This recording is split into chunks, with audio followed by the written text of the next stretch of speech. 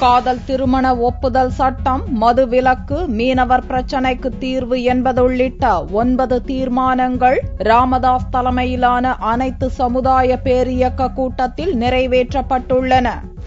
பாமக நிறுவன தலைவர் ராமதாஸ் தலைமையில் சென்னையில் அனைத்து சமுதாய பேரியக்க மாநில கலந்தாய்வு கூட்டம் நடந்தது. 21 வயதிற்கு குறைவான இளம்பெண்களின் காதல் திருமணத்திற்கு பெற்றோர் சம்மதத்தை கட்டாயமாக்கல், வன்கொடுமை தடுப்புச் சட்டத்தில் திருத்தம், மது விலக்கு, மீனவர் பிரச்சினைக்கு தீர்வு என்பன உள்ளிட்ட 9 தீர்மானங்கள் இக்கூட்டத்தில் நிறைவேற்றப்பட்டன. இது ஜாதிவெறி கூட்டம் அல்ல என்றும் அனைத்து சமுதாய பிரச்சினைகளை பேசி தீர்க்கும் கூட்டம் என்று ராமதாஸ் கூறினார்.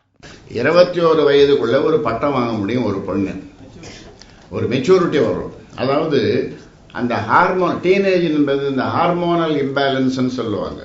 ஹார்மோனல் கோளாறு வரும். அந்த டீனேஜ்ன்றது ரொம்ப மோசமான பருவம். பொதுவாக ஆண்களுக்கும் சரி பெண்களுக்கும் சரி அந்த 13 to 19 அது மோசமான பருவம்.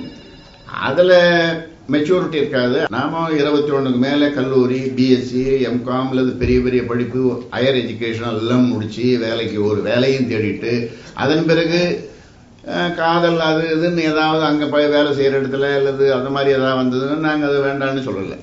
இக்கூட்டத்தில் தலித் அமைப்புகளை தவிர பிற சமுதாயத்தைச் சேர்ந்த பிரதிநிதிகள் கலந்து கொண்டனர்.